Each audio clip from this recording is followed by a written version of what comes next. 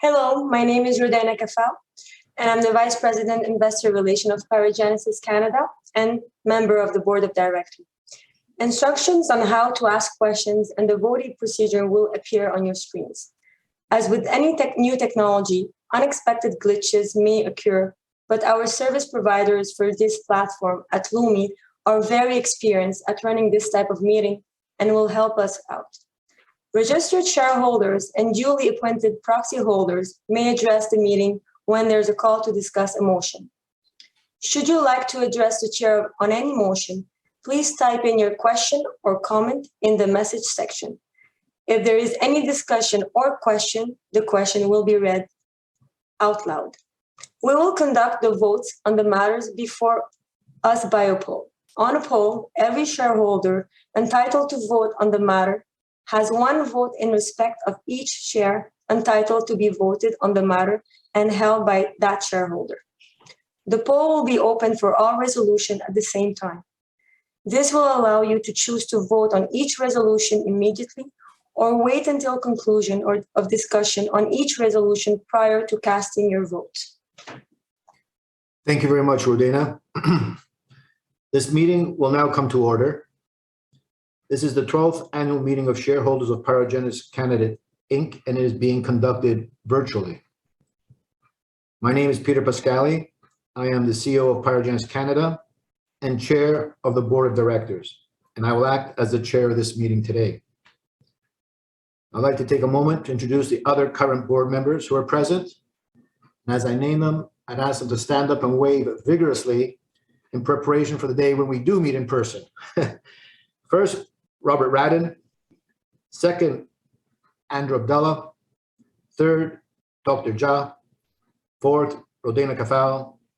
Fifth, Nanette Ramsey. And sixth, Ben Nacarado, and obviously myself. We also have present Ms. Audrey Halugua, our new General Counsel of PyroGenesis. Ms. Sarah Catherine Toljek, Corporate Secretary of the PyroGenesis, will act today as Secretary for the meeting. We also have present Messieurs Philip Santos and Bertrand Gelly of TSX Trust Company, the Registrar and Transfer Agent of the Corporation, who will act as scrutineers of this meeting. In accordance with the notice and access procedures, the corporation has sent all shareholders through its transfer agent or other intermediaries a notice of availability of the proxy materials for the meeting and, as applicable, a form of proxy or a voting instruction form informing of 1, the websites where the meeting materials can be found, 2, how to access the meeting materials online, and 3, how the shareholders can access a paper copy of the meeting materials. The notice sent to shareholders also contained basic information about the meeting, such as the matters for which a vote will be held. We will forego the reading of the notice as it has been made available to all shareholders of the corporation entitled to receive such notice, together with the meeting materials, including the management information circular and the form of proxy, PyroGenesis financial statements, and the auditor's report therein. Messieurs Philip Santos and Bertrand Gelly have filed with the corporation proof of mailing of the notice of meeting, information circular, and form of proxy, financial statements, and auditor's report. The Secretary will append the proof of mailing to the minutes of the meeting. The declaration as to such mailing is available for inspection by any shareholder. The Secretary will annex the declaration to the minutes of this meeting. The corporation's bylaws provide that a person present at the opening of the meeting and representing personally or by proxy one or more shareholders holding 5% of the issued and outstanding voting shares of the corporation shall constitute a quorum for the transaction of business. Notice having been served in accordance with the Canada Business Corporations Act and the corporation's bylaws and quorum being present, either in person or by proxy, I declare that this meeting is duly constituted for the transaction of business. The Secretary will annex the scrutineer's report to the minutes of this meeting. The polls are now open. We will now turn to the items of business.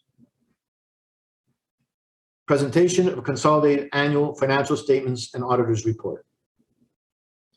The first item of business is the presentation of the annual audited consolidated financial statements of PyroGenesis Canada for the year ended December 31st, 2021, and the auditor's report thereon.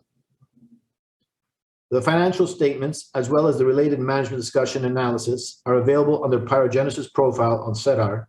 It can also be accessed by clicking on the links provided under the info icon on your screen. I now present to the meeting the financial statements together with the auditor's report thereon.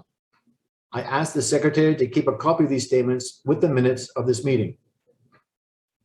Are there any questions on the financial statements? If so, please send them now through the Lumi platform.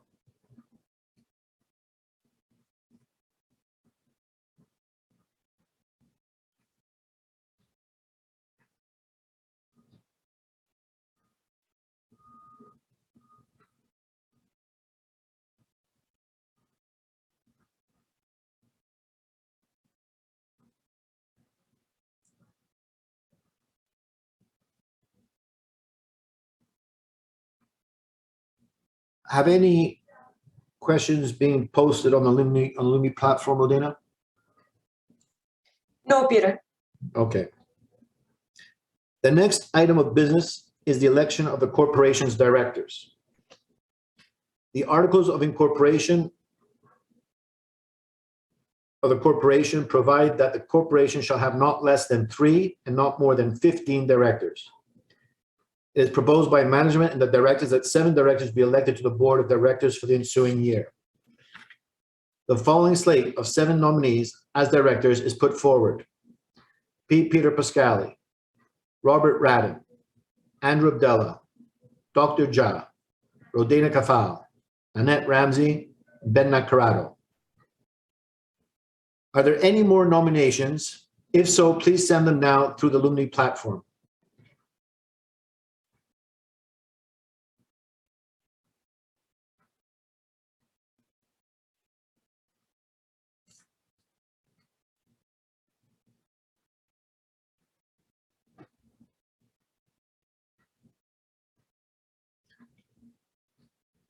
Rodina, have we received any additional nominations? No. Having received no more nominations, I declare nominations closed.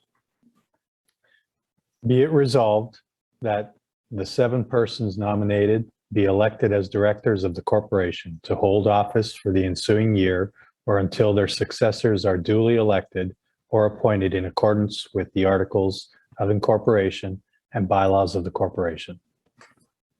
I second. Ladies and gentlemen, you have heard the motion by Ben Nacarado, which was seconded by Rodina Kafal. Is there any discussion on this motion? If so, please submit them on the Lumi platform.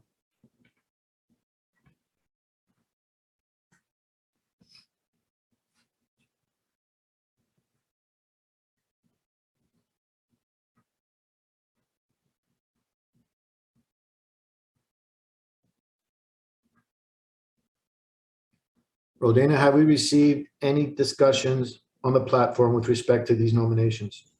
No, Peter.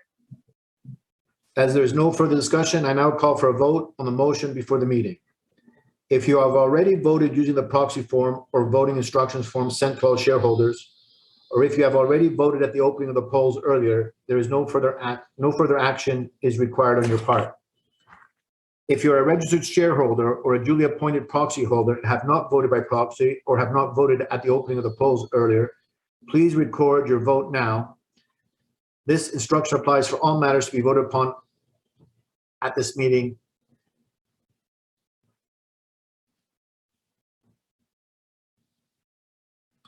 It is now in order to appoint the auditors for the corporation for the forthcoming year and authorize the directors to fix their remuneration. Be it resolved that Raymond Chabot Grant Thornton, certified public accountants, be reappointed auditors of the corporation to hold office until the next annual meeting or until their successors are duly appointed, and the board of directors be authorized to fix the auditor's remuneration.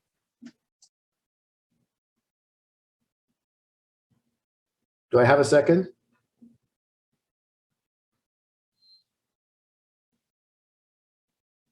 Rodina, could you repeat the auditor's name just for everybody's to understand who the auditors are? Raymond Chabot, Grant Thornton. Could I have a second?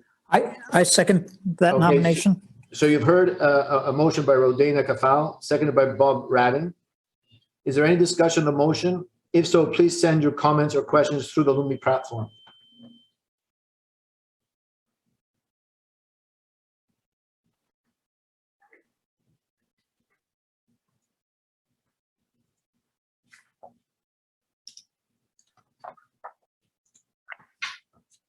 Rodena, do we have any comments for discussion? No, Peter. As there's no further discussion, I now call for a vote on the motion before the meeting. If you're a registered shareholder or proxy holder and have not voted by proxy or have not yet voted at the opening of the polls earlier, please record your vote now.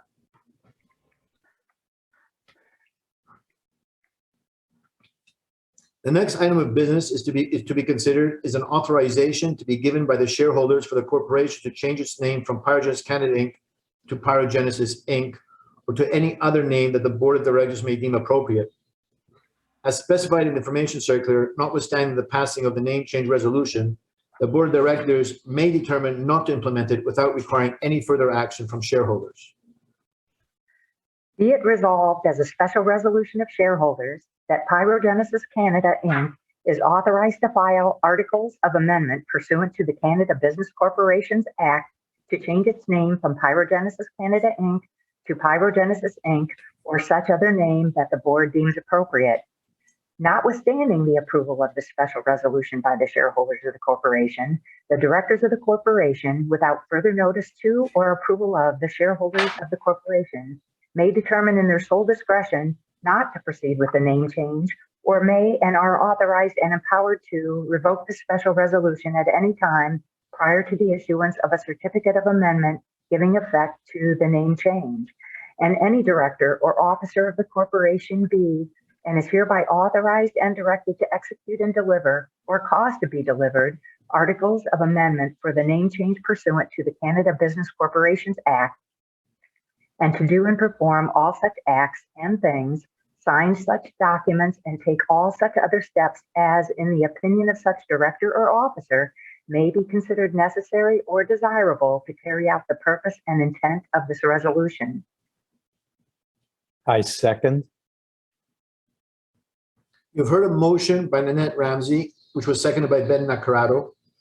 Is there any discussion on the motion? If so, please send your comments or questions through the Lumi platform.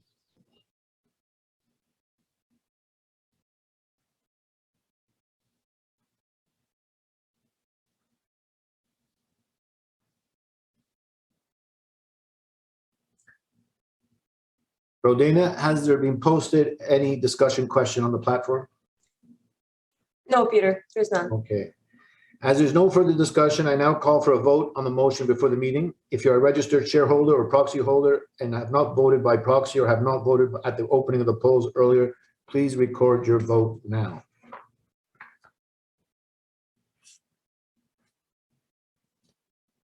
The next item of business is the approval of the long-term incentive plan, which is appended in its entirety to the information circular as Schedule B. Be it resolved that, 1, the long-term incentive plan substantially in the form attached to Schedule B to the circular be and is hereby approved and adopted.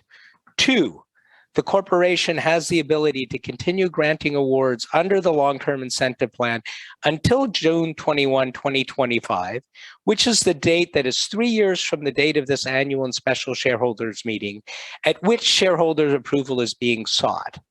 And thirdly, any director or officer of the corporation is authorized and directed on behalf of the corporation to take all necessary steps and proceedings and to execute, deliver, and file any and all declarations, agreements, documents, and other instruments, and do all such other acts and things, whether under corporate seal or the corporation or otherwise, that may be necessary or desirable to give effect to this ordinary resolution.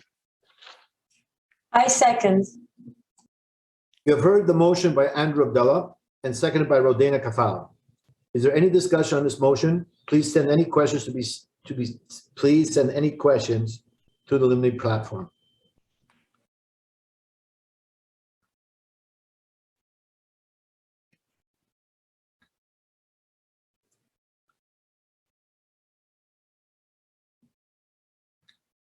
Rodina, has it been posted any topics of discussion on the platform? No, Peter, there's none. As there's no further discussion on this motion, I now call for a vote on the motion before the meeting. If you're a registered shareholder or proxy holder and have not voted by proxy or have not voted at the opening of the polls earlier, please record your vote now.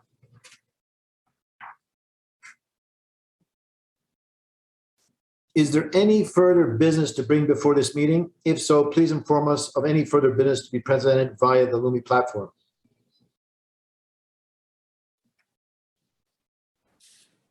Has any further business been posted, Rodina?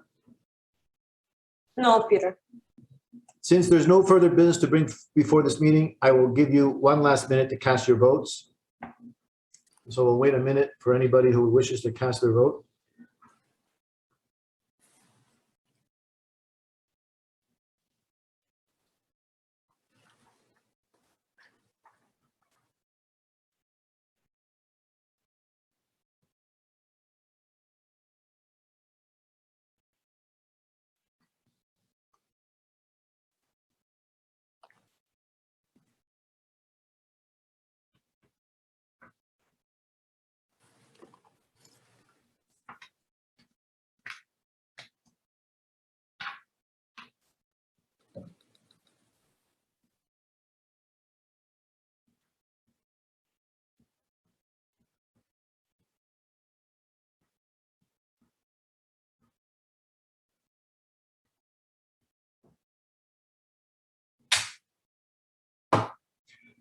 I will now entertain a motion to formally terminate the meeting.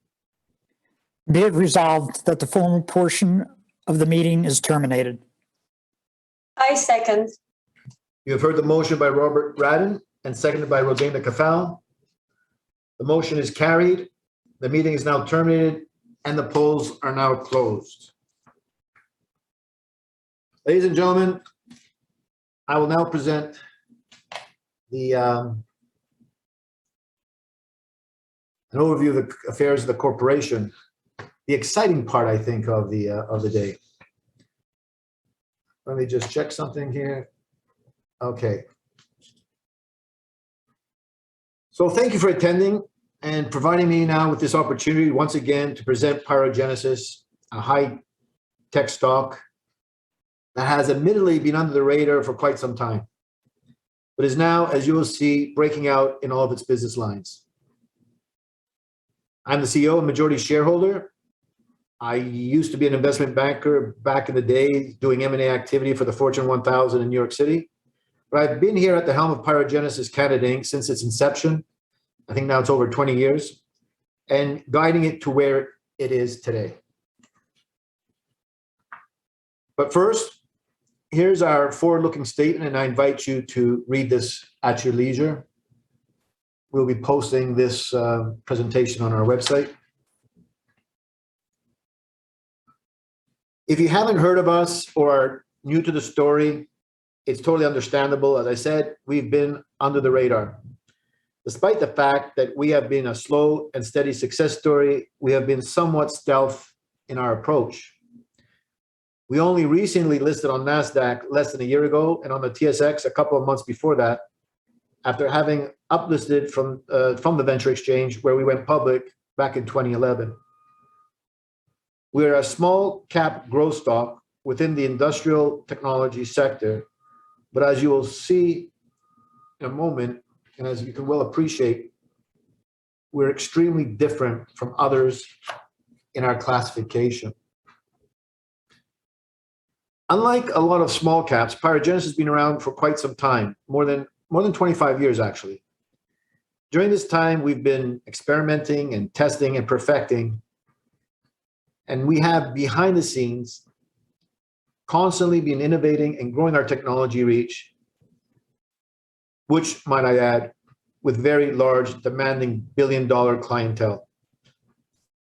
And now, after all this time, PyroGenesis has reached the point where we're at now, where based on its established and growing track record for improving and commercializing GHG reducing ultra-high temperature process for heavy industry, we are considered a global leader in our field. And our numbers underscore this huge accomplishment, which has been to build conservatively and over time. Within a year of listing on the major markets, the company's revenue has grown 75%. And the project backlog, and what we mean by backlog is actually signed contracts, is up 60% to an all-time high. We've opened a second production plant, one that is larger than the first, for a total manufacturing footprint of over 70,000 square feet. And by adding to what was already considered perhaps the largest collection of plasma experts under one roof, we've doubled our staff count from pre-COVID levels. And all this was achieved during the pandemic. While others were cutting back or losing steam, we have been growing one accomplishment at a time.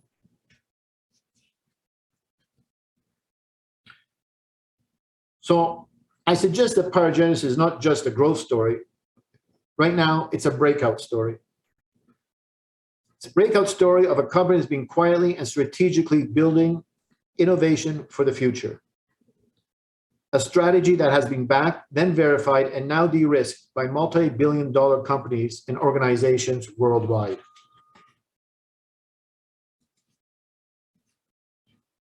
And all of this has been achieved with an end goal and the technology that helps carbon-intensive heavy industries perform more efficiently and effectively, while at the same time reducing their greenhouse gas emissions and being economically competitive with legacy polluting technologies. And that's the difference. At PyroGenesis, we make sustainability sustainable. We believe that it is unreasonable to ask companies to meet their environmental targets by changing their practices with new, more expensive, environmentally friendly technologies. We believe that to make sustainability sustainable, we must provide an environmental solution that is cheaper than legacy, and that's how we would make sustainability sustainable. What is plasma? The sun, pictured here, is a good example of a plasma ball. Its electrically charged particles are within superheated gases. It's as old as time and immensely powerful. The sun is a plasma ball, but so is lightning. We did not invent plasma, but we managed to harness its useful properties and apply it in commercial applications across our offerings.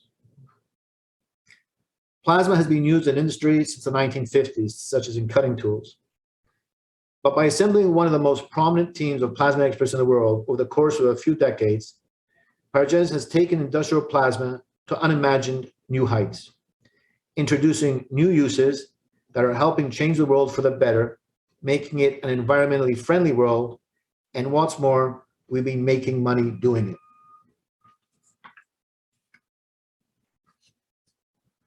So in this picture here, you see two of our plasma torches, which to some degree is our version of the sun. I liken these to a high-tech hair dryer. It's a superheated gas, yes, but it's in a hair dryer. You have cold air coming in one side and it comes out hot air the other. What we do is we take a different gas, we superheat it, and it comes out as a plasma. These torches can operate up to 10,000 degrees Fahrenheit. And that's important because it's at those temperatures where the unique impact of our plasma torches takes hold.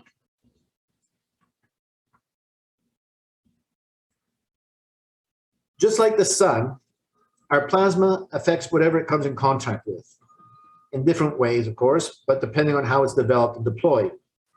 It can be a source of heat. It can be used to purify something. It can reduce composites or recombine elements to form non-hazardous and valuable end products. It can alter the state of a material, and it can destroy. In a nutshell, that is how we've positioned our plasma offerings: to heat, purify, reduce, alter, and/or destroy.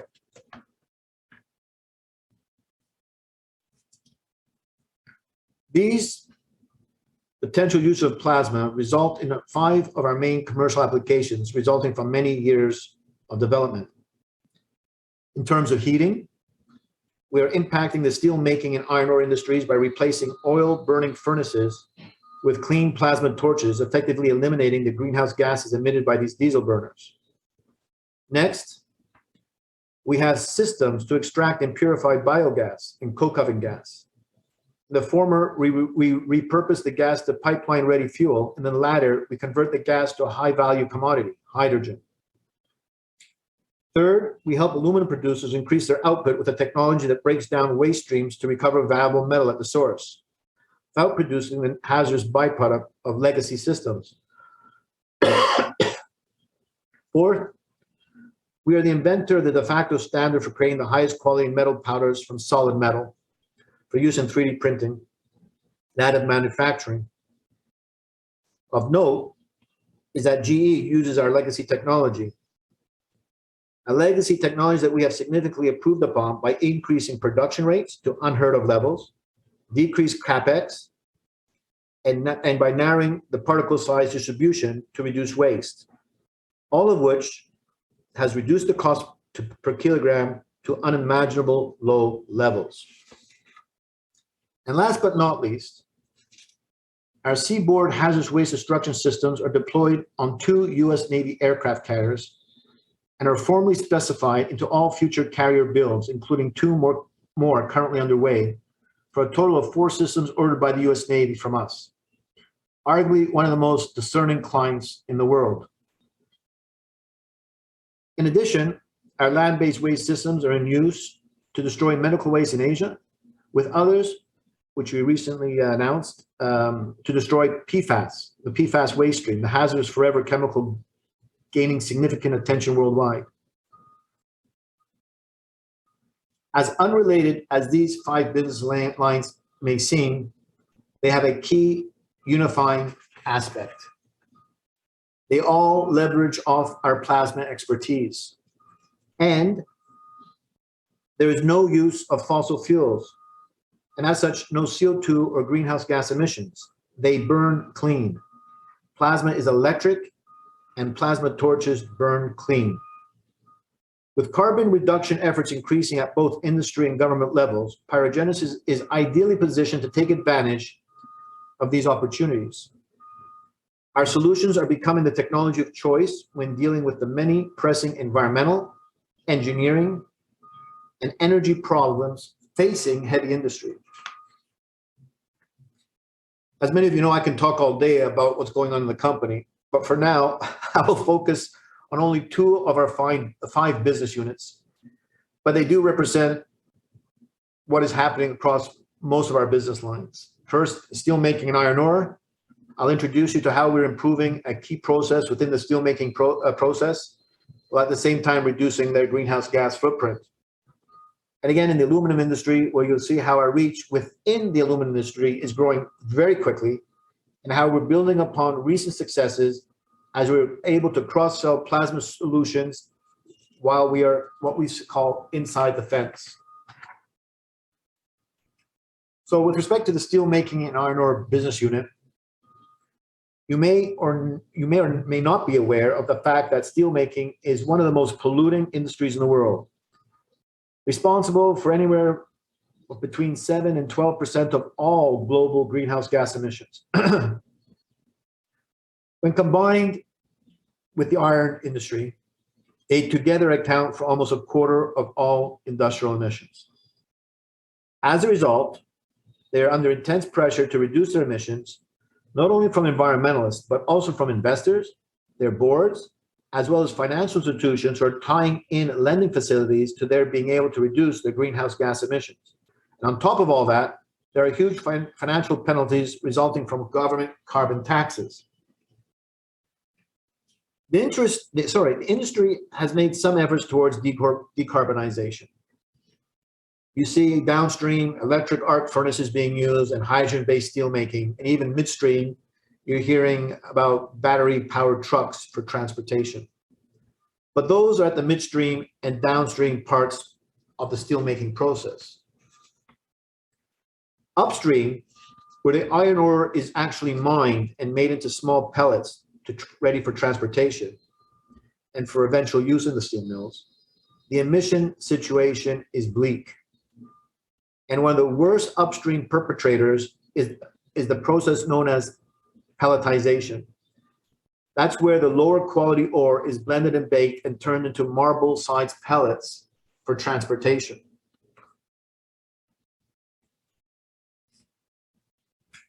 The problem there lies with the fact that the ore producers tend to use heavy fuels such as diesel or bunker oil as a heat source in the baking furnaces.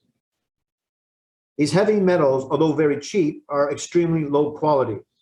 They're made from the end of the oil refining process and are composed of a sludge-like residue, which is highly pollutive and contains a range of dangerous toxins. To solve this problem, PyroGenesis has developed and patented the use of plasma as a replacement for these oil-powered burners and pelletization. In fact, we were part of the first major consortium to study and then test plasma as a solution in Sweden. And as the studies showed, and as our clients have seen, the advantages from using plasma are considerable. It's a plug and play. You can take out the diesel burner and replace it with a plasma torch with a few adjustments, and you're off to the races. 2, there's no lost revenue in the sense that you do not have to shut down the furnaces to replace the diesel burners with plasma torches. And 3, when all is taken into consideration, it looks like it's cheaper when all is said and done than using diesel burners. Most importantly, of course, is that it eliminates the use of heavy fuel and all the associated greenhouse gas emissions.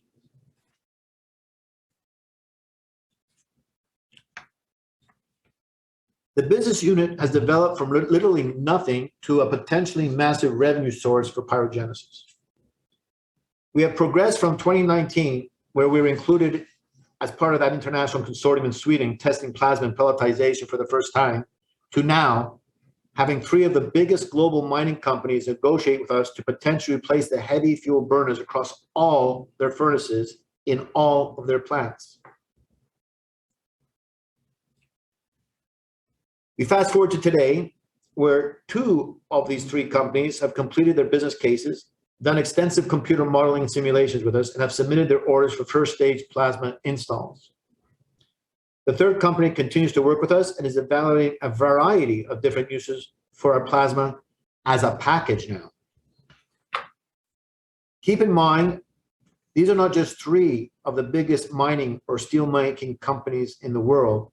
There are 3 of the biggest, in the industry, there are 3 of the biggest companies in the world. The potential sales opportunity with these 3 firms alone is in the hundreds of millions of dollars. We have calculated the net present value of each plasma torch sold to these companies to be approximately $7 million over a 20-year lifespan. Clientele A alone has a potential need for up to 500 plasma torches. As you can see in the slide, we provided, at their request, to client A a cost estimate for 36 torches of between $95 and $115 million. And that, as I said, is only for 36 torches. They have a potential need for up to 500 torches. Of note, we have completed the factory acceptance test with client A and should be completing the site acceptance test over the next several weeks, as we had previously announced. So, in 3 short years, 2 of which, by the way, we were engulfed by a global pandemic, we have defined, studied, designed, simulated, prototyped, and tested, and client modeled a plasma replacement for diesel burners, and now are selling into a massive net new customer need. And we own the global patent for all of this. We own the global patent for replacing diesel burners with plasma torches in the iron ore pelletization industry. If this is going to happen, it can only happen with us. And it's clean, cheaper than legacy when all is taken into account. And it's timely. And again, that's the PyroGenesis difference. Clean and cheaper, again, making sustainability sustainable.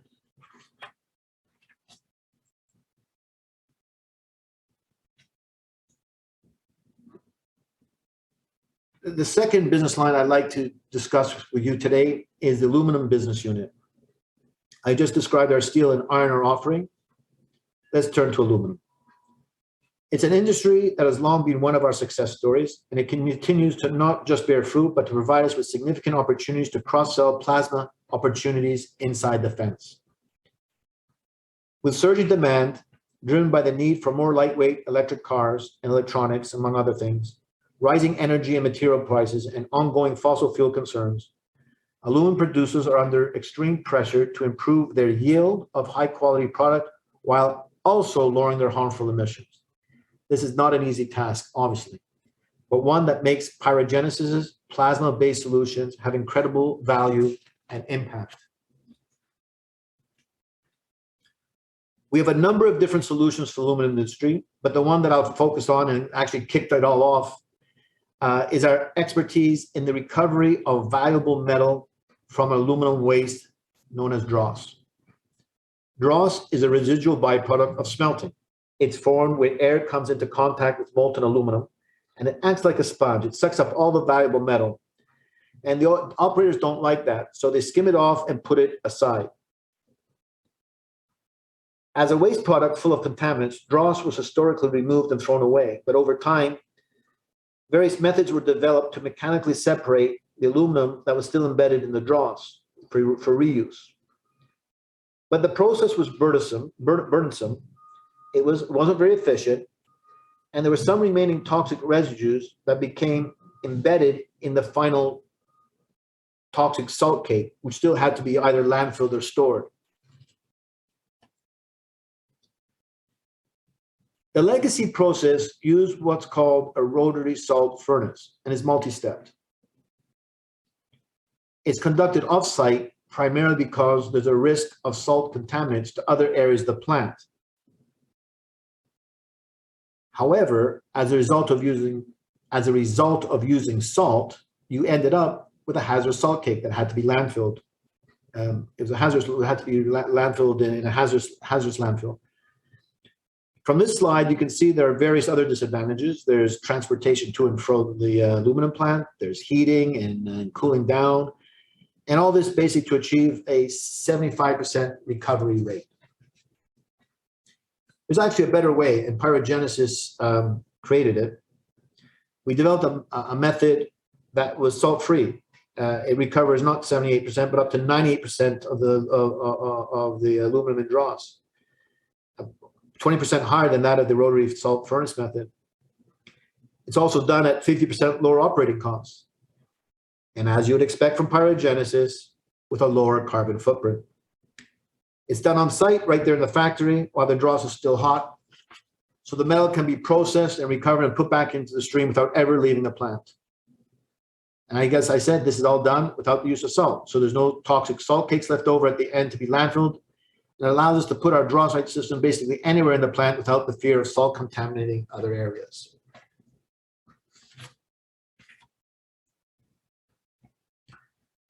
This has definitely been one of our greatest success stories, and ones which you'll see we're building on. Our dross-site systems are in high demand, particularly now with the huge increase in metal prices, and we've successfully won some of the largest dross recovery projects ever put out to tender, making us now one of the largest and certainly the fastest growing dross recovery solution provider in the world. We have 11 dross-rate systems in use or about to ship, with an additional 3 either in build or LOI'd.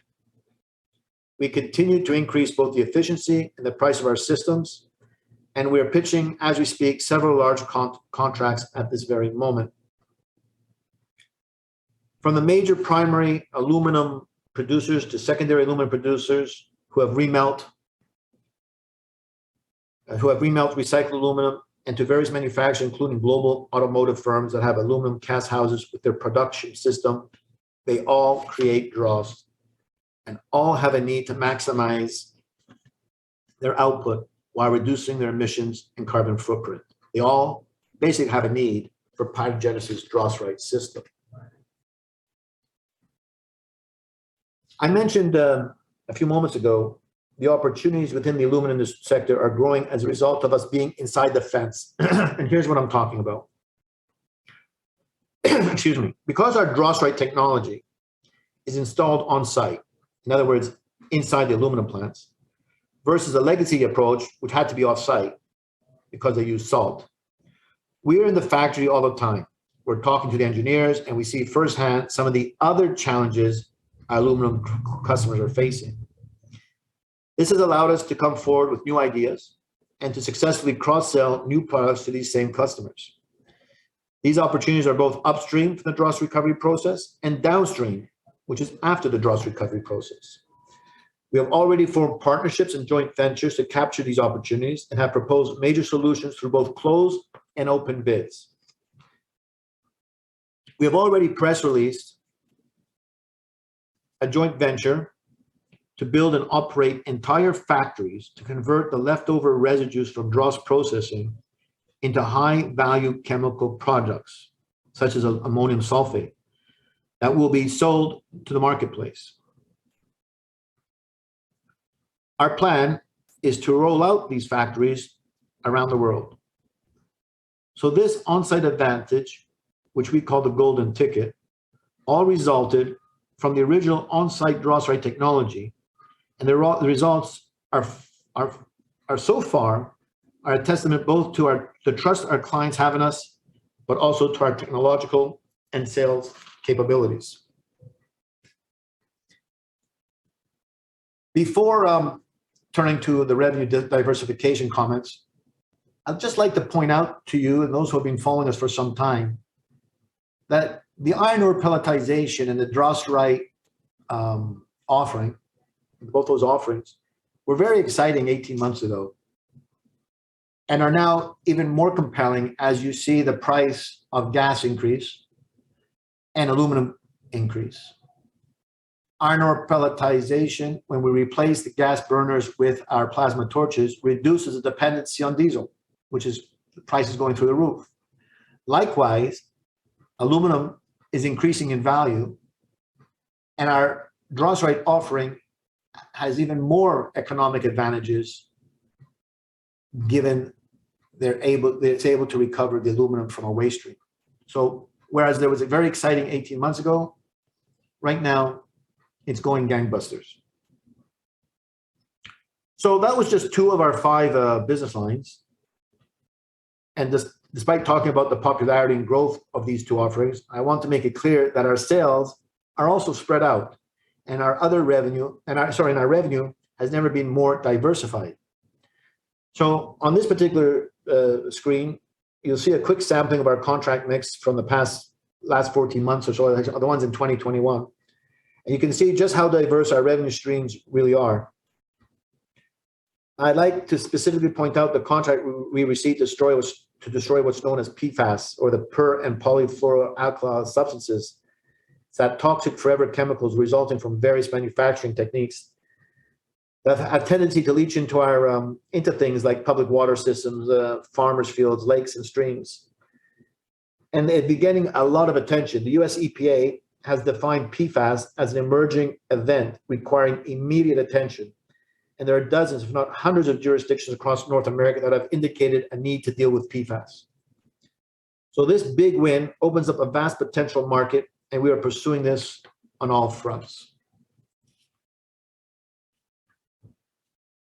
With the remaining time, I'd like to quickly review our financials. Here you can see how our momentum is represented in big quarter-over-quarter gains. The upswing since Q3 2020, even in the middle of the pandemic, shows how the breakout we're experiencing is really just beginning. Our balance sheet, it's solid, very little debt. We say there's $0. I think we have $100,000 interest-free loan from the Canadian government, but combined, when you compare that to the cash on hand as March 31st of $6.6 million, I think it's safe to say there's $0 debt. Our backlog has increased to record levels as of May 16th, when we last reported, of $41.2 million. And again, if you recall from the previous slide, the backlog is not increasing at reduced revenues. They're both parabolic. And as you can see from the various indexes we note here, there's increased awareness among indexes. since we uplisted, cross-listed, sorry, to the NASDAQ. In addition to our organic growth, we continue to look for M&A opportunities where our strategy is simply twofold. First, we want to target compatible private companies whose technology and culture also complement our own. And second, to opportunities where we can bring significant engineering or distribution expertise to the table. We're also looking for joint venture opportunities to expand our product reach. But regardless of the approach, our end goal remains to help heavy industry reduce their emissions and greenhouse gases through technological innovation and making sustainability sustainable. For those that are asking about our ability to scale, our ability to scale is extremely strong.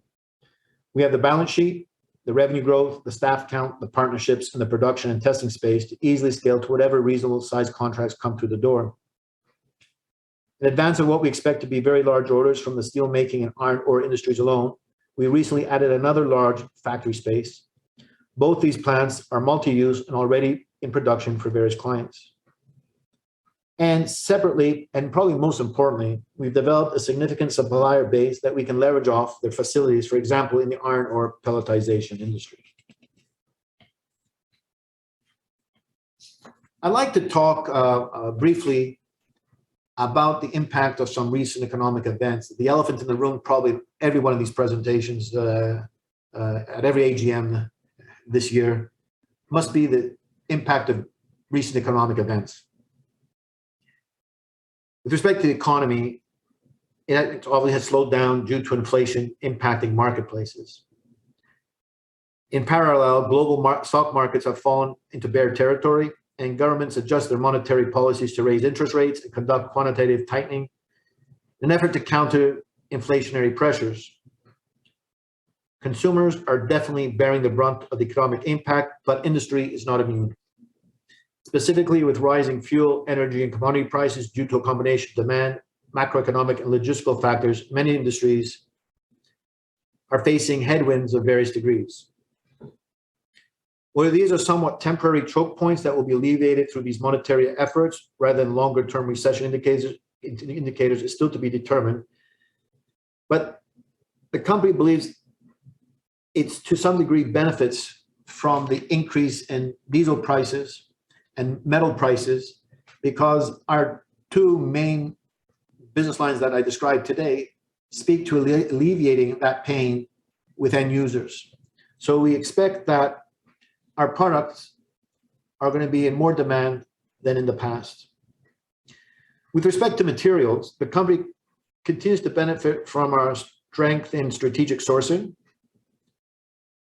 With our efforts during the early part of the pandemic to secure additional supply of required materials and parts continues to pay off. The company's inventory of metals, electronics, components, etc. is strong, so delays due to material supplies are currently limited, or we would imagine less so than others are experiencing in the marketplace. But we are seeing downstream stresses, which we are monitoring closely. The infrastructure that PyroGenesis lives within this jurisdiction, we believe offers some specific advantages. We have a relationship with the local hydro company that allows us to regularly review our rate structure and achieve a measure of price certainty that perhaps other companies don't have. And we are in a low electrical environment, low cost electrical environment. With respect to labor, as many companies, especially those in the technology sector, we've seen them begin layoffs in anticipation of a recession or economic decline. We continue to grow. We have more than doubled our size throughout the course of the pandemic, and we're still operating in a very lean manner, but we continue to post new positions and hire. In a weird way, we expect to benefit from the recent technology sector layoffs, which, as I said, have begun. And we hope to add to our personnel over the next several months. With the national unemployment level in Canada recently dropping to its lowest level on record, I think somewhere around 5.1%, the demand for workers in Canada remain extremely high. We're being confronted with some hiring pressures in certain areas, but our reputation and our international academic network are being used to help us meet this demand. We are watching the situation closely and have taken measures to both attract and maintain key personnel.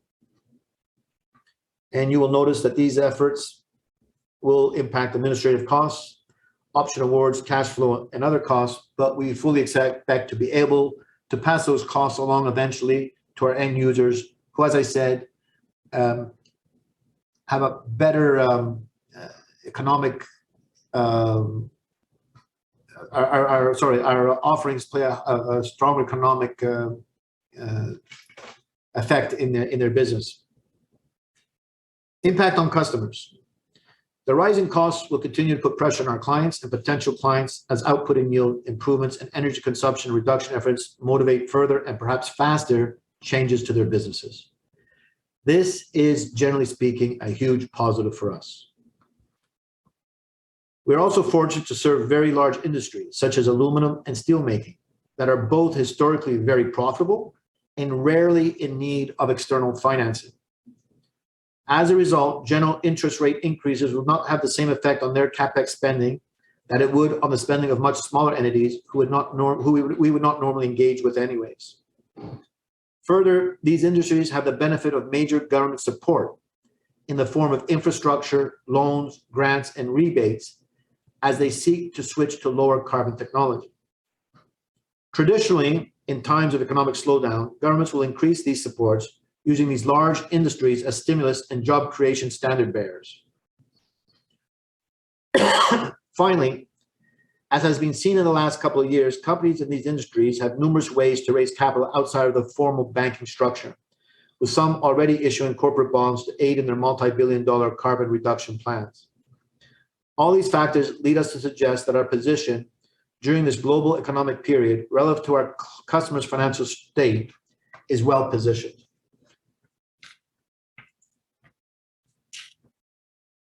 In summary, after more than 25 years of slow, steady growth, encompassing continuous R&D, proof of concept, first mover implementation, and never-ending cycles of improvement, we are at an inflection point, a breakout, despite market conditions.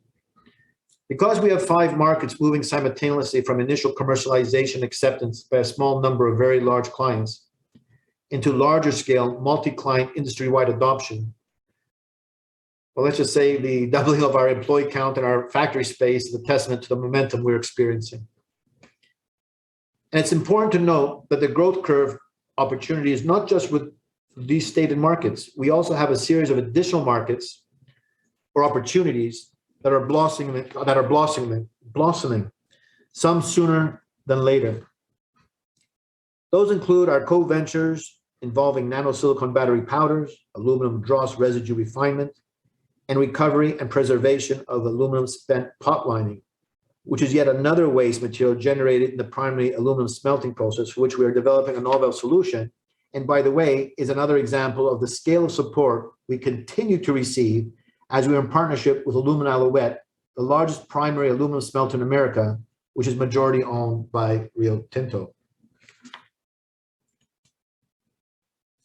Some final thoughts.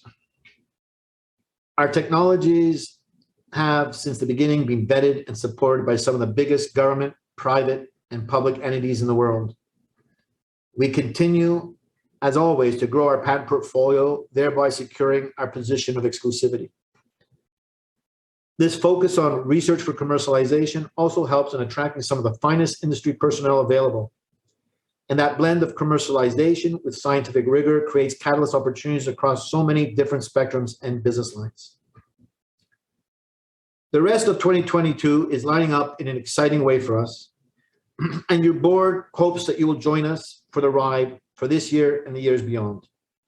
What we do is bring positive change to heavy industry, the type of change they've been unable to accomplish to date, and now they're up against it, against time, rising costs, increasing penalties, and various logistical and macroeconomical and geopolitical challenges and societal pressure. For them, it's a must-do situation. Our technologies help them meet their goals, improve their efficiencies, and reduce their greenhouse gas emissions by moving them away from fossil fuels forever. That's the difference. We make sustainability sustainable. And I thank you for your time today.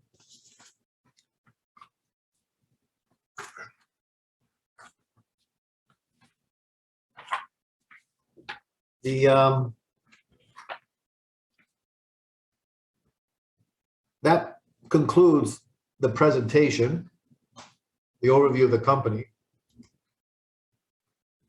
And I will now, we're now going to answer questions that you may send to us via the Lumi platform.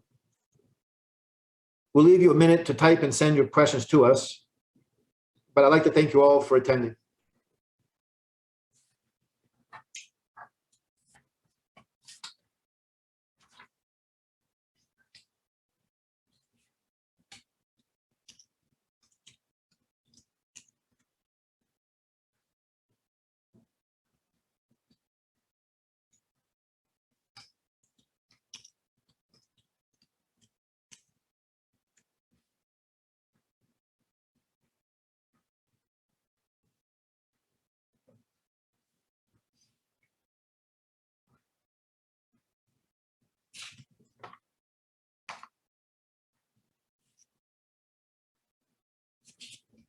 There doesn't seem to be anybody posting any questions. That must be the first time ever.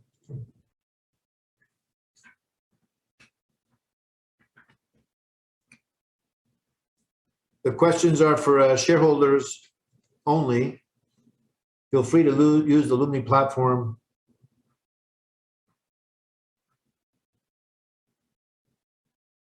Well, Dana, there are no questions? No, Peter, there's no questions. It was that good a presentation, eh? Yeah, it was amazing. I got to tell you. How about a joke? Does anyone want to post a joke? Okay, maybe we could open it up to some guests. Maybe we could open the Lumi platform. We have some guests on the Lumi platform, and maybe if they'd like to post a question or two.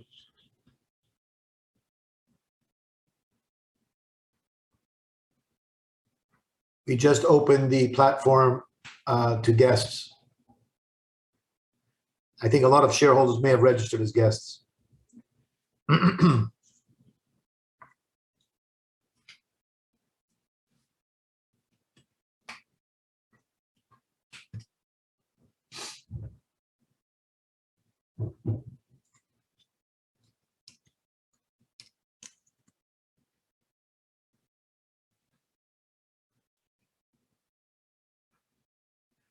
So our guests are also reluctant to ask a question. Peter, Yeah. there's actually maybe a joke. Sorry. There's a joke, maybe. You want to hear it? Do I get? Okay, a joke from our guest. Go ahead. Maybe we can make it into a question. How's the weather in Brazil? Yeah, that's a joke. Does anyone know the answer? Does what's the weather like in Brazil?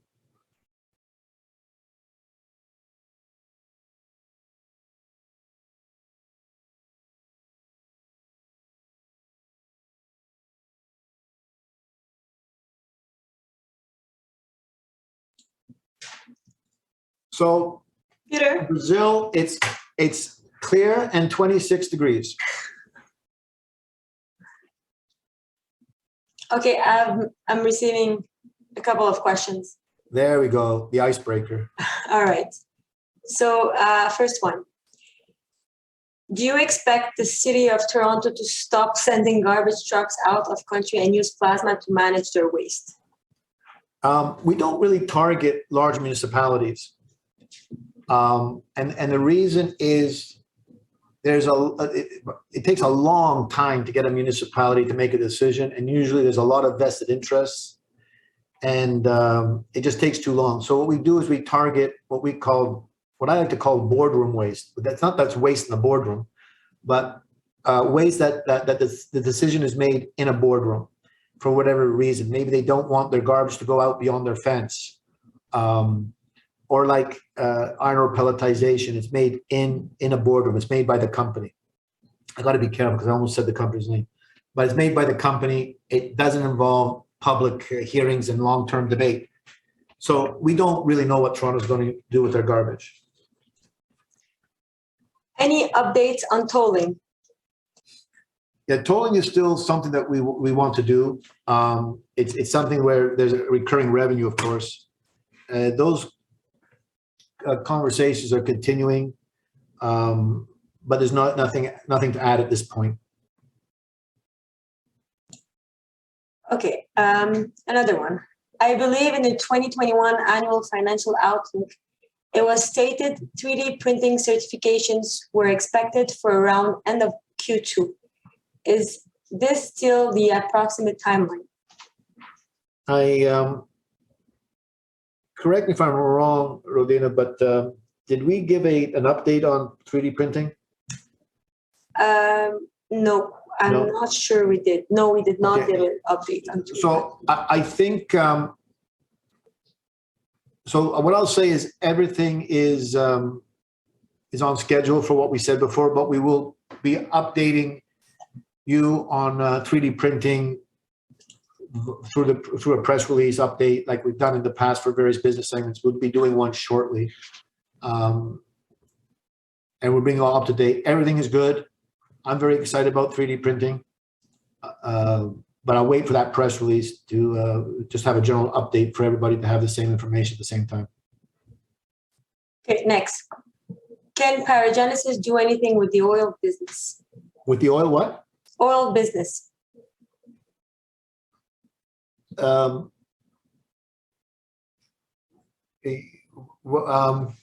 Just ask them to be a little bit more specific with the oil business. Like what we're doing is what I like, the oil and gas, what I like to do is reduce companies' dependence on oil and like in iron ore pelletization. So do we have something directly to do with them? Not so much as indirectly. Okay, another one. Cash on hand, 6 million. Is this a concern? Well, if you go back over our years, we never, you go back before 2019, we didn't have revenues of that size. So yeah, I'm pretty excited with what we have on hand and where our receivables are, and the contracts the contracts that we have in our pipeline. I'm excited about it. So we have a bunch actually, more questions. So next one. Peter, years ago you were making strides in the oil and gas industry. Given the significant price of oil, will they come back to plasma to manage the risk? That's a very interesting question, and one that I embarrassingly have to say that I've been too distracted by what's happening in our other business lines to resurrect those projects that we had in that industry. And if people recall, what happened was that industry went south and they cut back on all their R&D, amongst other things. And I think it might be a good time to maybe dust those off and resurrect them and see where they are. So that's very good. That's a very good observation. We're just so busy, whoever asked that question, we're just so busy attending to the aluminum industry, the iron ore pelletization industry, and 3D printing, as well as the PFAS. I mean, that's a lot of balls to juggle, a lot of balls to juggle. So we're not really looking for new ones just yet. We have to staff and be able to meet our commitments on the ones that we have undergoing. So yeah, it's a good point. I appreciate that comment. It's going to help a lot. I'm going to look into that. Okay, so I have 3 questions from the same shareholder. Thank you, Peter and team, for a wonderful presentation and progress. Question 1. How are the negotiations/discussions going with Madden and the other GCC aluminum smelters interested in PyroGenesis? So I don't think we've mentioned who we're discussing with and what, but generally speaking, that industry is going for our draw strike technology is going gangbusters. The timing could not have been more perfect to have landed before this crisis, one of the largest dross handling contracts put out to bid ever in the history of the industry. We have our furnaces. I think we mentioned our furnace. Our dross right systems are now operating in the plant and successfully. So a lot of people have taken note in the area, and with aluminum prices skyrocketing, the value of that aluminum waste stream, the aluminum in that waste stream, you can imagine is a lot more, and that waste stream has a lot more value, and getting to it properly has a lot more resonance. So as a general comment, I mean, I'm not giving anything away. You can connect the dots yourself. Aluminum prices going up.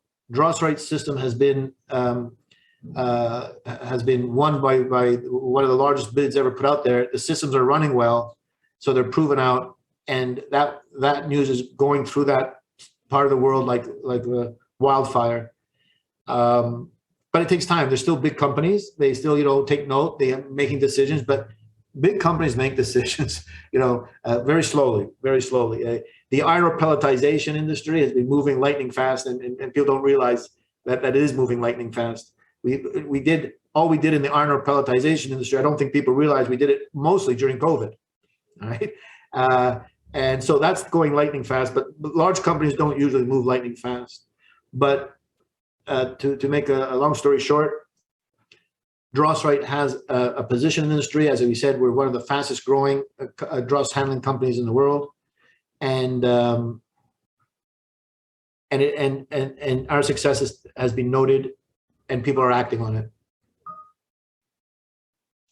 Question 2. Are you concerned about raw supply of titanium considering supply chain and shipping difficulties coming from Asia? Any plan for alternative titanium supply? So I'd be a fool to tell you that we're not concerned about Asian supply. I mean, everybody should be.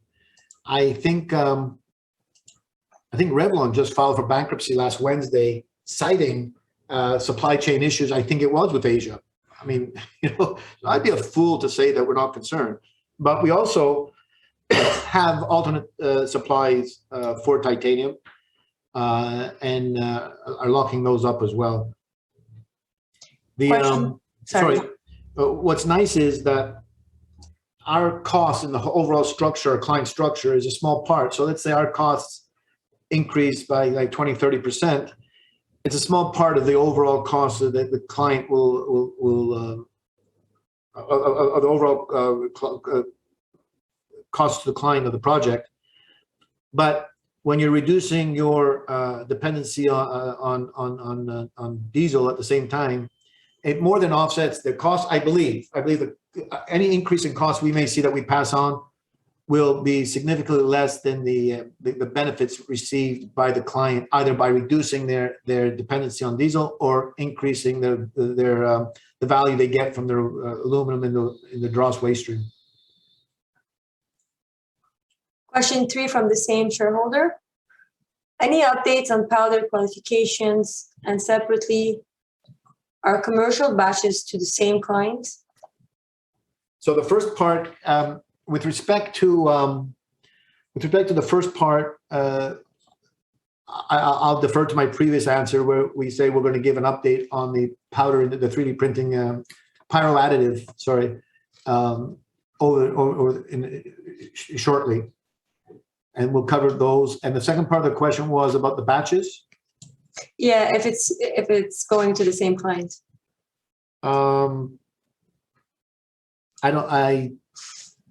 We cannot. I cannot say.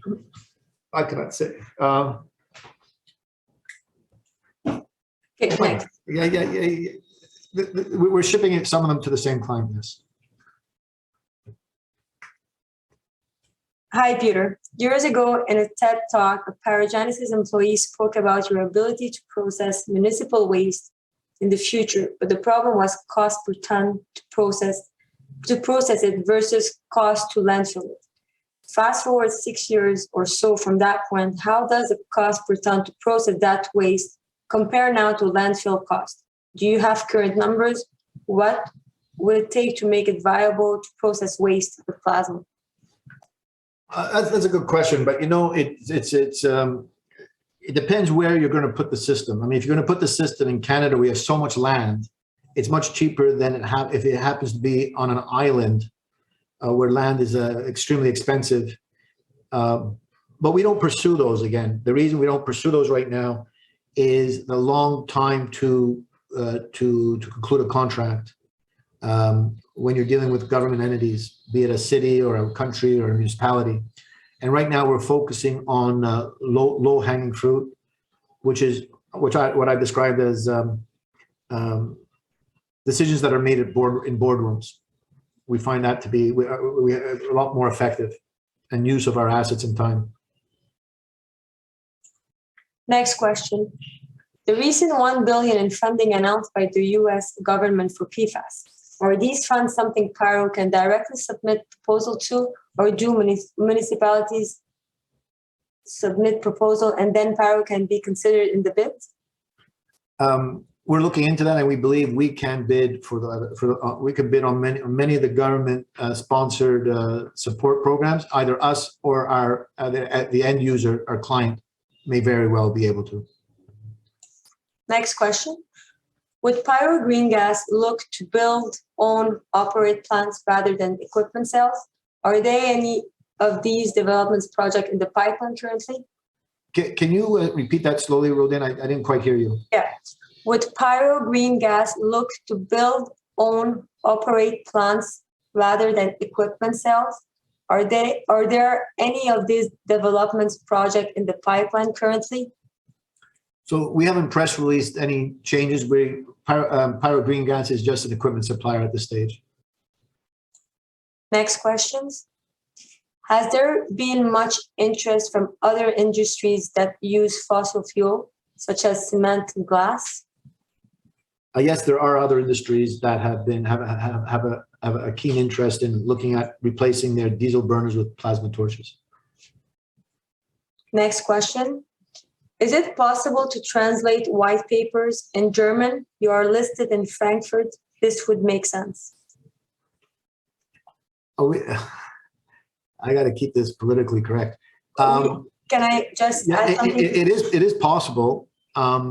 It's something we'll give some thought to. I don't know if you want to add, Rodina. Yeah, we are already translating all of our press releases. And for the white paper, the recent white paper we did, a summary was translated in German for our German shareholders and investors. Yeah.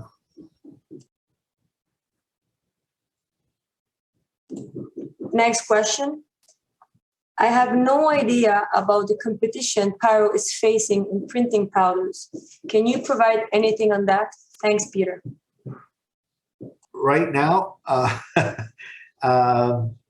so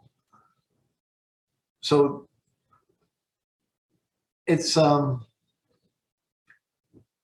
think what I'll do is I'll try to incorporate something about competition in our press release rather than go into it here. Suffice it to say that PyroGenesis invented what's called plasma atomization.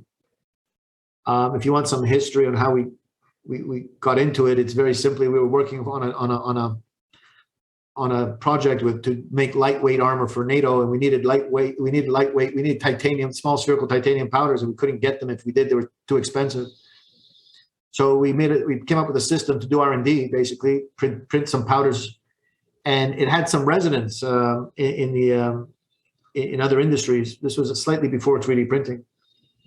We got out of the business, and then we got back in when we saw that 3D printing was interested in metal powders, particularly titanium, exactly what we made. And by that time, GE had access to our legacy technology, which is basically an R&D type of process. It wasn't, in our opinion, really good for commercial systems because it had a lot of waste. To make a long story short, we improved the process. So that, as far as we know, it got record production rates. We don't know of anybody else in the industry that has, using plasma atomization, or plasma, let's put it that way, have higher production rates. We've reduced the capex. We've narrowed the particle size distribution. We think we have the best system and the best powders from a quality perspective. That's what we think. The only other company that we know of that actually uses plasma the way we do it is the GE subsidiary, which is using our legacy technology. When I guess if they made any improvements on it, be that what it may. And I think APNC has done very well. They were the first ones basically out of the box. But again, because we've improved the system and we reduced the cost, we can compete, I think, quite well there. There's another company called Tecna who uses a plasma-based system, but not to get too technical here. Instead of having ours and APNC, we have a number of torches impinging on the wire to make the powders. I believe that they have a wire go through the middle of the flame, basically. I mean, let's not get too technical here and split hairs.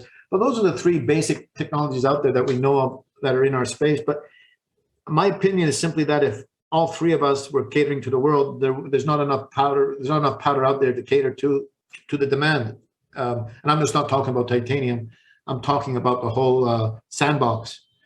What's really interesting is in PyroGenesis case is the faster you can run a wire, the faster the rate you can run a wire, it opens up the family of wires that you can use for 3D printing. So for instance, like titanium is a very expensive wire. So, you know, you have a certain production rate and you get a material that can be used economically. But if you're going to go to steel, let's say the cheap ass wire, you need to go hundreds and hundreds of kilograms an hour to make steel, in my opinion, it's steel a powder suitable for 3D printing. So what PyroGenesis is doing is not only are we improving it, lowering the cost for our benefit, but we're, I believe, inadvertently increasing the family of powders that can eventually be used for 3D printing. So competitively, it's a huge marketplace. It's a huge marketplace. I believe we're at the cutting edge of it. We actually are moving it and opening up the field for end users. And we are now going to be taking our rightful place on the international stage as we're starting to provide very keen end users with our powders. And I believe they're very impressed with the quality. So that is, in a nutshell, is my personal perspective on where we stand within 3D printing. Next question. Are there any other large companies interested in iron ore torch business aside from client A, B, and C? The answer is yes. And somebody says, why don't we list them? And the alphabet goes on to Z, right? Well, effectively, what we try to do is the first client may very well just be mistaken. The second one might be a copycat. But when you have three large companies, very large companies, all independently pursuing the same strategy, one can assume that maybe we're onto something. Adding on client D, client E, client F would just be overkill. I think the reason why we just limit it to A, B, and C is not because just A, B, and C are just this industry. It's because I think we made our point by noting that there's three very large companies, each independently moving forward.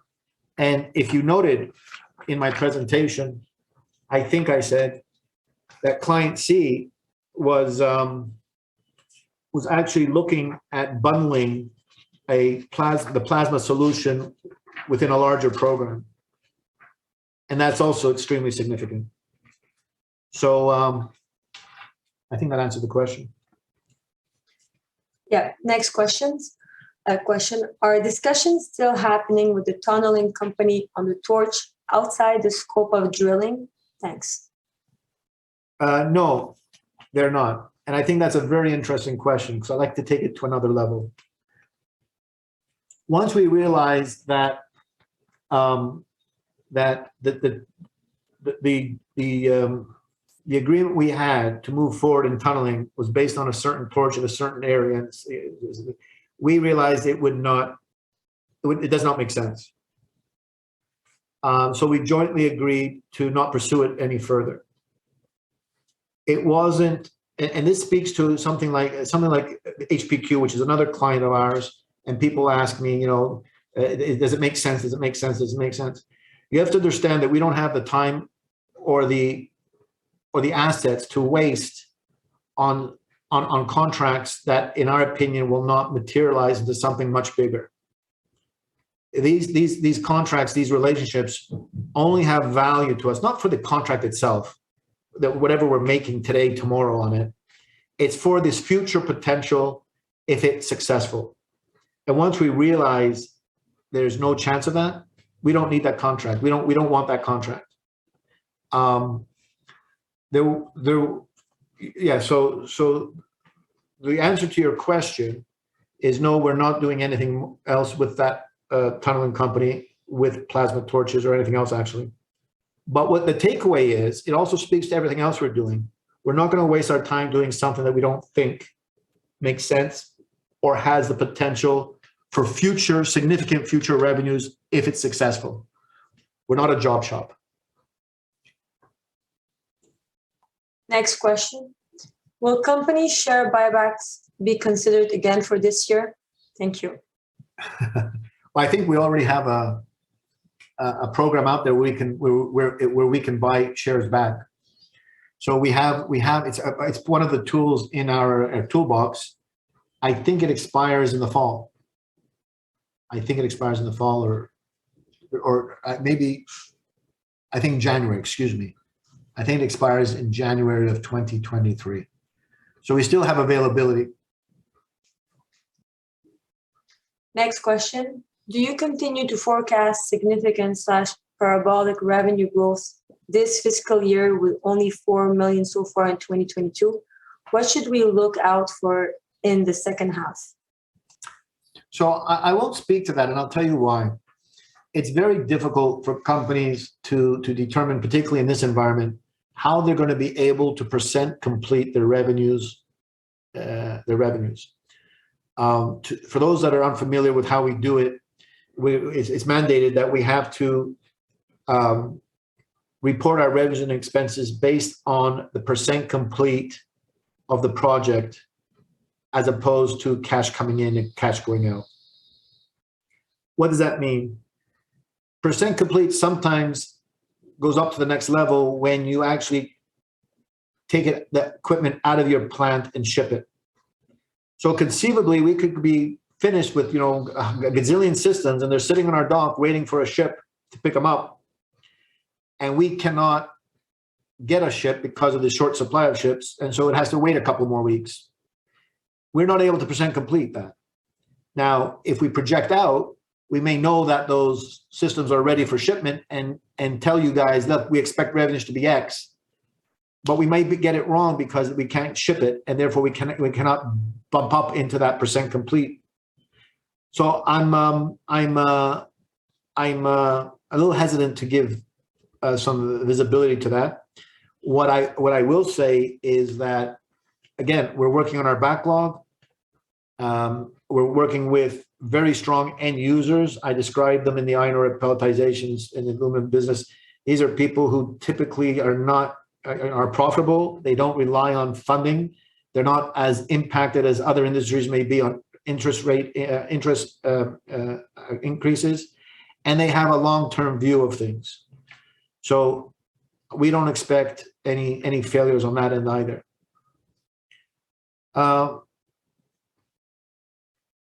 So without talking specifically to numbers, I am very excited about where the company is and the work we're doing.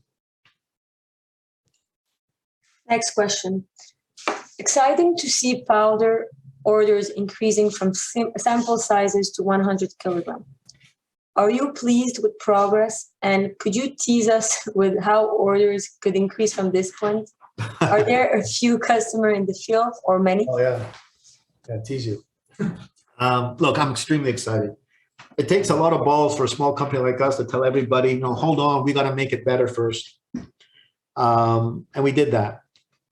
And for those who don't know the story, we had an old system, and we might have been able to go to market with the powders coming out of that. But we really, really, really wanted to improve the system, to lower the capex, to increase the part of the production rate, all speaking to the cost per kilogram. Once you start producing, for those that don't know, for an OEM, you have to lock down that production. because they verify that that is going to come out batch by batch, perfect. It's going to go into the aerospace industry. They have to know that the powder they get day in and day out for PyroGenesis is going to be the same as yesterday, as it is today, as it is tomorrow. So you cannot make major adjustments to production, not like the ones we're contemplating. So we had to, we just slowed everything down.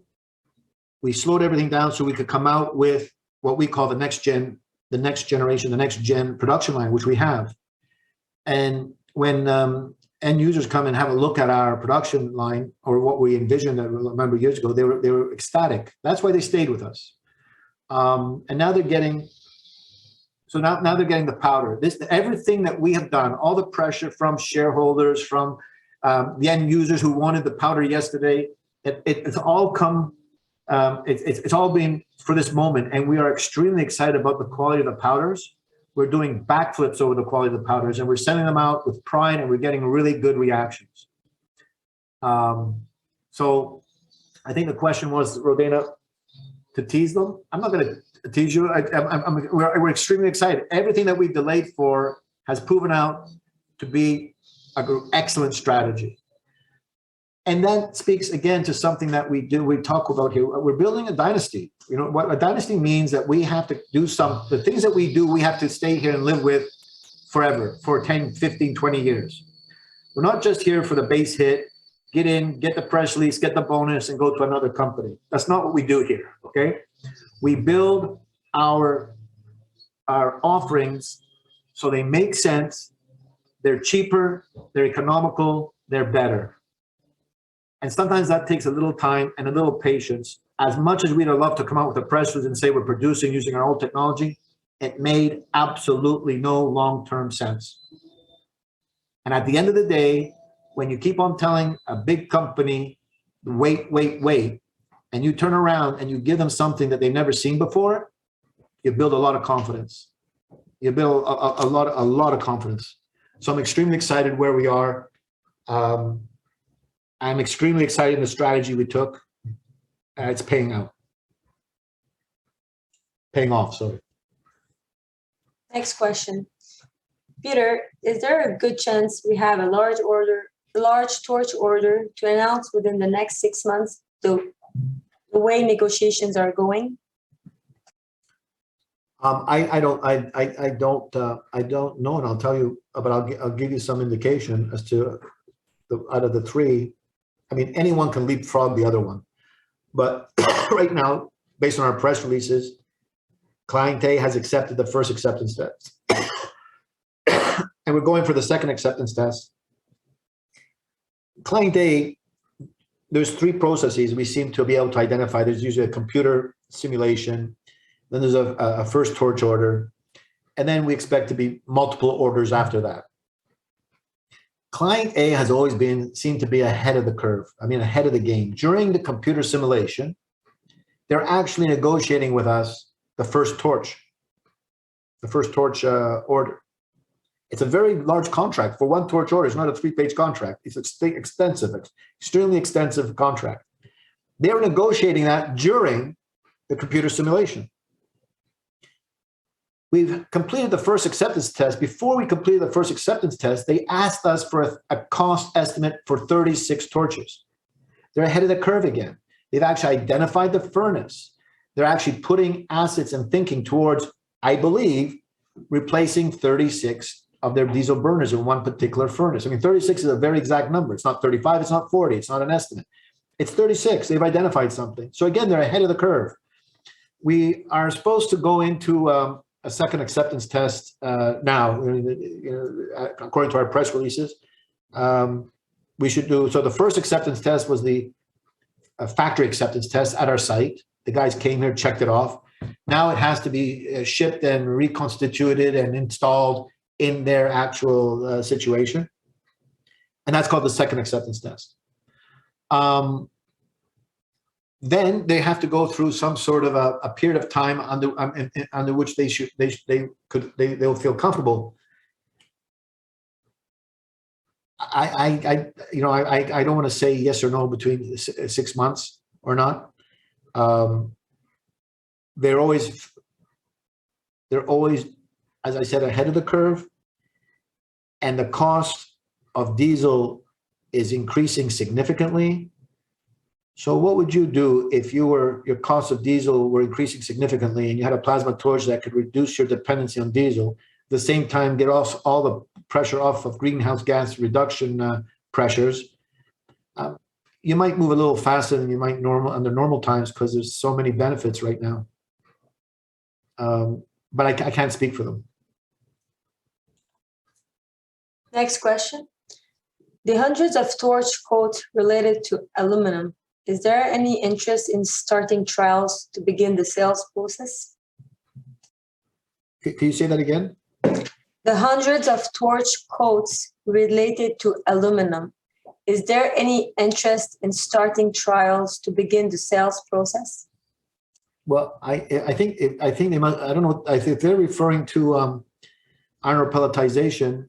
I mean, we're already well down that path.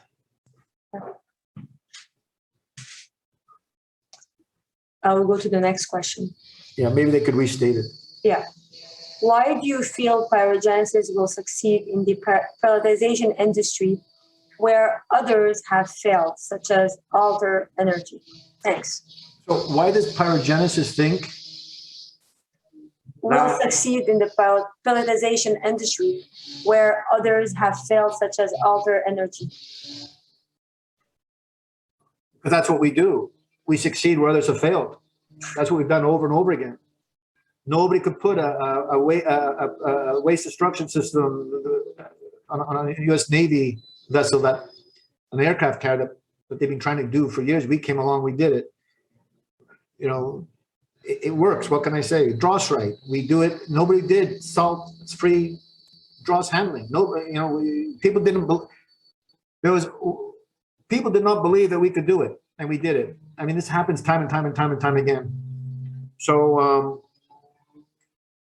just because someone failed doesn't mean we're not going to succeed. Otherwise, we'd still be riding around in horse and buggies. I have 3 questions from the same. I can't hear you very well. Sorry. Go ahead. Try again. Yeah, I'm sorry. There's construction. So I have 3 questions from the same shareholder.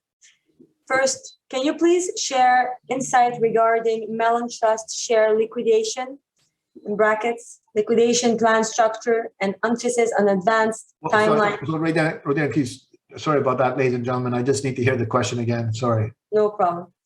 Can you please share insight regarding Mellon Trust share liquidation, in brackets, liquidation plan structure, and emphasis on advanced timeline and third-party execution, and lack of NCIB use in order to alleviate concerns circulating around investor discussion. Many people seem to believe Peter, quotation, dumping shares.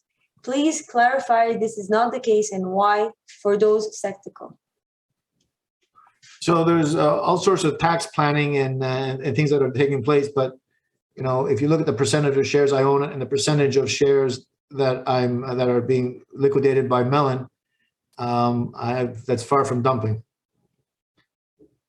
And the percent ownership, I don't remember the whole question, but I'm not dumping shares, that's for sure. Second question. Regarding low or lack of institutional investment, are you evaluating strategies to increase outstanding shares for increased liquidity? So am I evaluating strategies to increase outstanding shares for increased liquidity? No, I think there's enough shares out there, and I think what might be good for liquidity is to get some analysts to follow us. But there's no strategy to increase outstanding shares just for institutional investors. No. Third question. Any plans to develop professional media, such as video, for online dissemination to increase awareness of PyroGenesis technology and GHG reduction importance? Investors have discussed that it would not make sense to advertise on TV at this point due to the clients we target. But some type of professional video can be shared widely online and may catch unknown eyeballs, such as politicians/environmental lobbying. Thanks Yeah. again, PYR management. Yeah, so that's an interesting question. I mean, it's a double-edged sword. You don't want to tell your competitors what you're doing all the time and give them ideas of what you're doing. I think we publicize too much with respect to that. We do have professional videos, and we're thinking about doing professional videos for our clients. But I definitely agree. If I hear the question, this is not the TV advertising that we're going to do. Next question. What is your last brilliant idea where Pyro could possibly benefit from? Only if you are happy to share it with your shareholders. Thanks, Peter. That's interesting. I have a whole bunch of ideas that we're working on that will help PyroGenesis shareholders, but I won't disclose them here. And I'd only disclose it in a press release. I think that's the only appropriate forum. Next question. Once powders are qualified, would Pyro press release this and who the client is, or will it typically remain confidential for competitive reasons? That's a good question. I think with respect to the North American OEM, we press release the name. I think they'd want that as well, unless they didn't want us to press release their name. Once we're qualified, I think we'd have no problem announcing it with their permission. Next question.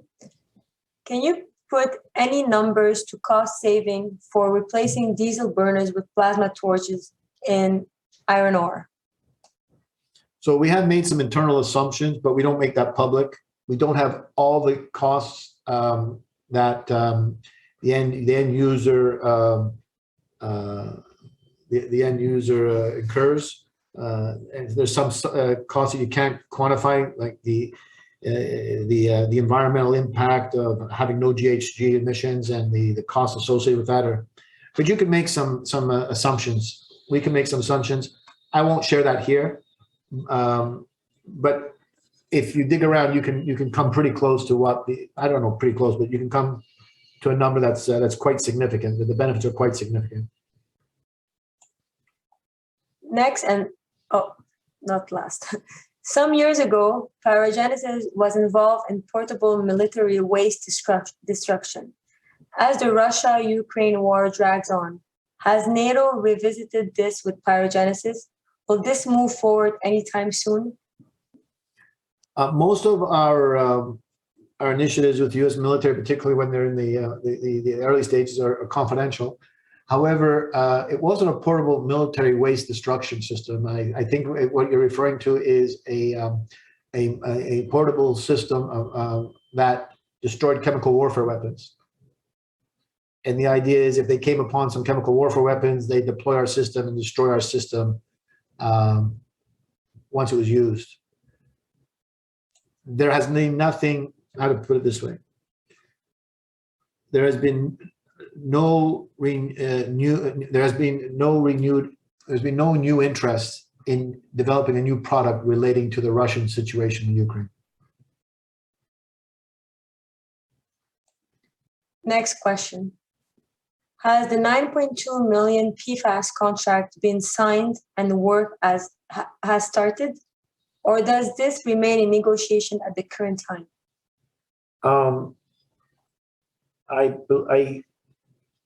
The work has not begun on it,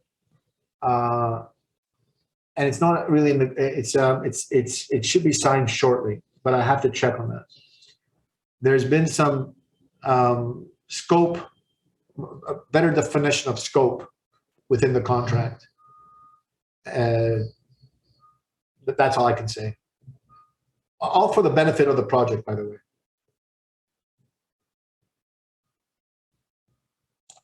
Next question. Is there a possibility for shareholders to visit Pyro? Yes, there is, but we have to also be sensitive to the fact that we're very busy, and oftentimes there's things happening in different locations where that would prevent you from visiting those particular locations. If you want to come and have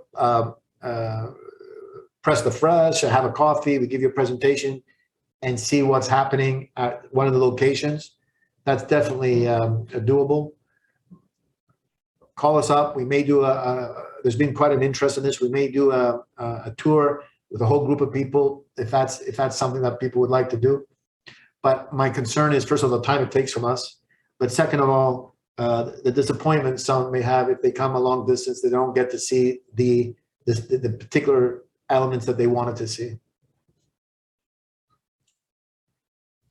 Next question, and should be last. Peter, are there still plans to split the additive division into a separate company? Yes.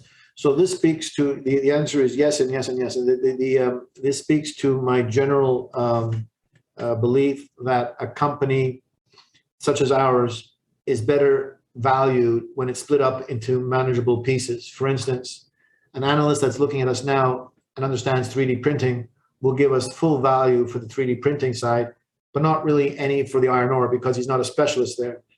When you split out companies, then they're fully valued for what they do. And I believe, well, actually, I think that was in the 1960s when the Dow Jones increased, the economy increased in the States. Basically, all these big companies were splitting up into smaller companies. It's just a paper shuffle, but all this value was created because the stock prices of each of those individual companies went up. And it looked like there was a great things happening in the stock market, but as I said, it was just a paper shuffle. But that spoke to the point that I'm trying to make is that if analysts can understand 100% of what they're analyzing, then they give full value to it. It also benefits the company because if, let's say, we had to raise money for X, let's call it additive manufacturing. If it's split up, if it's split off, it's being raised just for additive manufacturing. And you're not selling all the other ones at the same time. And it's easily understandable. So you should get better value at, in this case, additive manufacturing. So the idea is, despite the fact that we just acquired Air Science, which made us even more complicated, my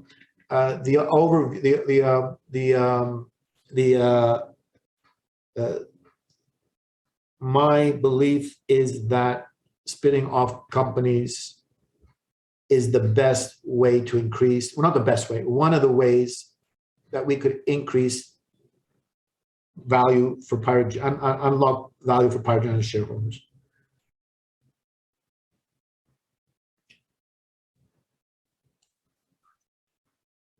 We have another question.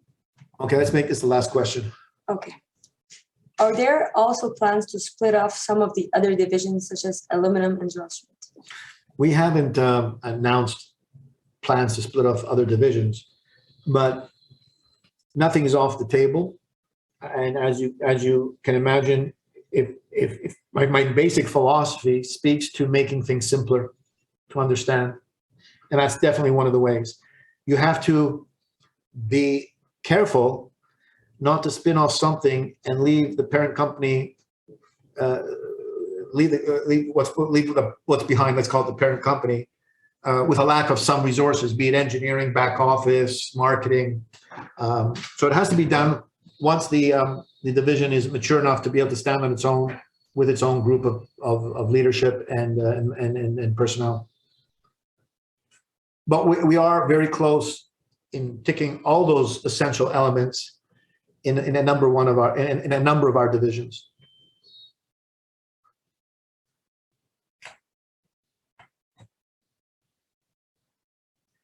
So I think that's it, Rodena, in terms of questions. Yeah, So I'd like to thank you all for attending our virtual 2022 annual shareholders meeting. And I now would like to invite a representative of TSX Trust Company to inform us of the results of the votes. The official final results will obviously be posted on SEDAR. Thank you, Peter. Mr. Chairman, we scrutineers of TSX Trust Company hereby declare that on a preliminary basis, Each of the 7 nominees for election as director has received the vote of at least 99.14% of all shares voted in favor of their election. At least 99.59% of the votes were cast in favor of the appointment of Raymond Chabot Grant Thornton LLP as auditor of the corporation for the ensuing year and to authorize the directors to fix their remuneration. At least 99.26% of the votes were cast in favor of the authorization to change the name of the corporation, and at least 98.30% of the votes were cast in favor of the adoption of the long-term incentive plan. Thank you.